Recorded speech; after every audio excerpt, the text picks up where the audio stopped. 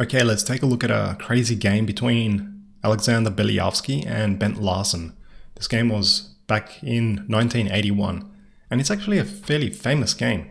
It even has a name. The game is nicknamed Crazy Horses, and you will very quickly see why it has that name. Beliavsky has the white pieces, and he starts with 1e4, and Larsen goes for a Caro-Kann. We have an exchange in the center, and the bishop comes out, attacking that knight. The knight drops back to g3, hitting the bishop, and the bishop retreats back to g6. And now we launch our h-pawn up the board. In this position here, we are threatening to simply continue advancing that pawn and trapping that bishop. So we see here h6 from black, giving his bishop an escape square. Nf3, knight d7, both sides developing naturally. White now kicks the bishop back into the corner, bishop to d3, and the light square bishops are exchanged. Knight f6, so far so good, things are looking fairly standard so far. Bishop to f4, white is actually looking to castle queenside and play for a kingside attack actually. e6, looking to get his bishop out and pave way for the king to castle kingside. Castles queenside and bishop to e7. And now we have knight to e5, the first real sign of aggression from white in this game. He's posting his knight actively in the center of the board, where it strikes a bunch of light squares around the black king. And this is where black starts to deviate from standard opening theory. So far, up until this point, we were following the main theoretical lines of the Caro. In this position, it's more common for black to castle and get his king out of the center of the board, but in this game, black decided that he wanted to delay castling in order to accelerate his attack against the white king. So he played a5, rook e1, and now we have the white pieces very nicely placed in the center of the board. Have a look at this. The entire white army is beautifully mobilized and developed now. Every single piece is just gloriously placed. And black insists on his queenside crusade, pushing his a-pawn further up the board to a4. He's just one square away now from forcing white into some sort of concession on that side of the board. Can black really get away with this type of play? He's just played two flank pawn moves and his king is still in the center of the board, neglecting basic principles of getting the king to safety and fully developing his army. Can he possibly get away with this? Well, if white were to play passive moves and let black get away with this, it would have been fine, but no, not Beliavsky. He is not going to let black get away with this type of unorthodox play. Knight to g6. What on earth is happening here? Okay, so what? Well, first of all, okay, we're hitting the rook in the corner of the board, but what is happening here? In the game, black played knight to d5, but let's take a look and see what happens if we simply take that knight. I really like this variation actually because it's quite deep. The knockout blow isn't instant. Have a look at how this plays out. If black takes that knight, we come into g6 with check. The king has to go to f8.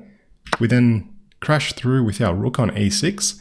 And now the main threat at this stage is to bring our knight into f5, and then there'd be a whole lot of trouble on g7. So in this situation, black might try to get the queens off the board, but then we simply double up the rooks on the e file. And yes, black manages to get rid of the queens, but even here, that's not enough. We are threatening simply to crash through here. The bishop is under attack on a7. So let's say black moves the bishop to b4. We kick it with c3, it retreats back to a5, and this is completely busted for black, but it's really pretty in terms of how it's busted.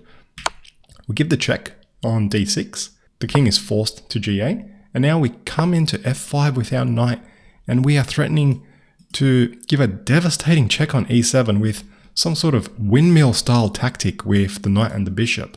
So let's say black tries to get his rook into defensive order. Just have a look at how the black position gets absolutely demolished. And here we are threatening to deliver checkmate on the back rank actually. And there is nothing that black can do. So really devastating situation there if that knight gets captured on g6. Okay, so let's go back to the position after the knight jumps into g6, because now we know that the knight on g6 cannot be captured.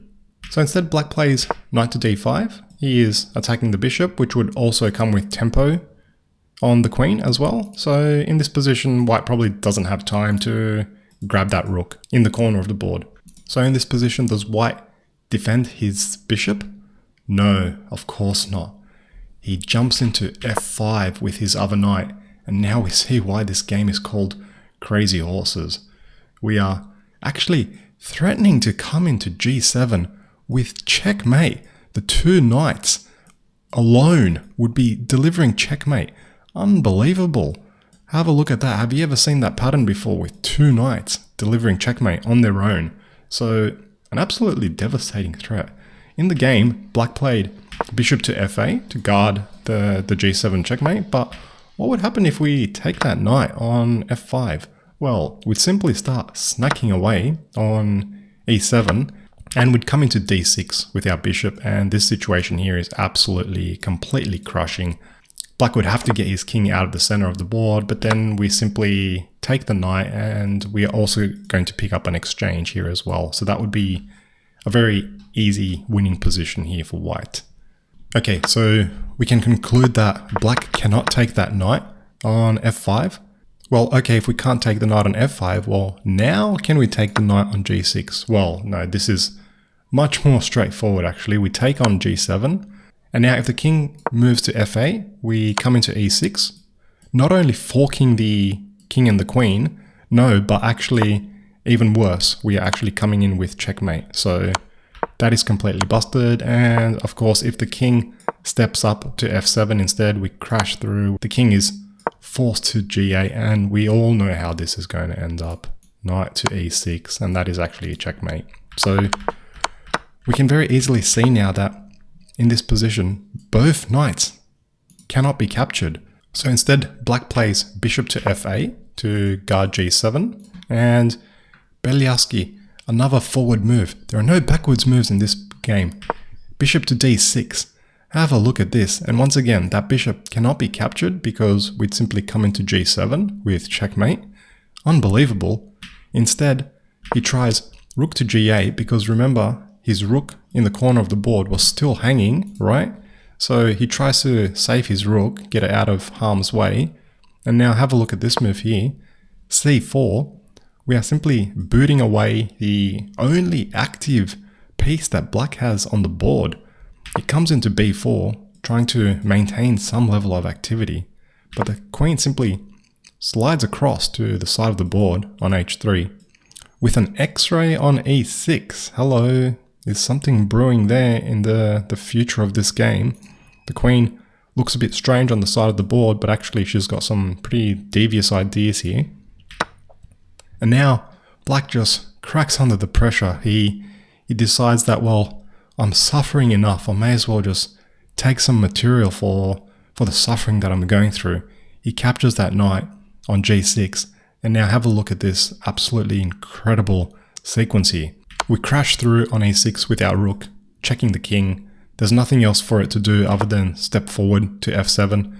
We take on g6 with check, and now the only thing that the black king can do is to take that rook which is hanging, which he must do. So that is what black did. He took the rook, but have a look at this. We can see that this probably won't end well for black, but he doesn't cash in immediately on that diagonal. First, rook e1 check, and now there's a few different options here. What would happen if black simply tries to run away? Let's say he goes to f6, and his idea here is that he'd like to take that pawn on g6, and then if possible, run into the corner of the board and find some sanctuary. Well, we absolutely have to stop the black king from running into the corner of the board where he might actually be quite safe. So here we play knight to h4. Excellent move here, guarding the pawn on g6. So now the king cannot find shelter on the king side, and queen f5 is coming, and that's actually completely unstoppable. You cannot stop the queen from landing on f5, and that would be devastating. Okay, so we can conclude that running to the king side to f6 is not possible with the king. So instead he tries to play knight a5, intercepting the check, and it might seem a bit crazy to just throw away a piece like that, but he is up in material at the moment. Remember, we did take that knight on g6, and his idea of throwing away the knight is that now he has a potential escape avenue to the queen side. So we do take that knight with the bishop, and now have a look at this. The king is really in the crosshairs here. The queen and the rook. We've got multiple discovered checks coming here. Imagine being black in this situation and trying to calculate every possible discovered attack. And in this position, actually, he just decided that he didn't want to. He resigned in this position, and I don't blame him. His king is completely in the crosshairs. It is absolutely toast. The computer gives the following sequence, which I find really interesting.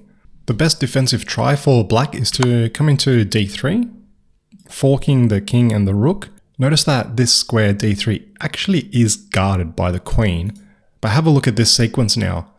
The computer actually gives king to b1 as the crushing sequence here. I'll give this a triple exclamation mark.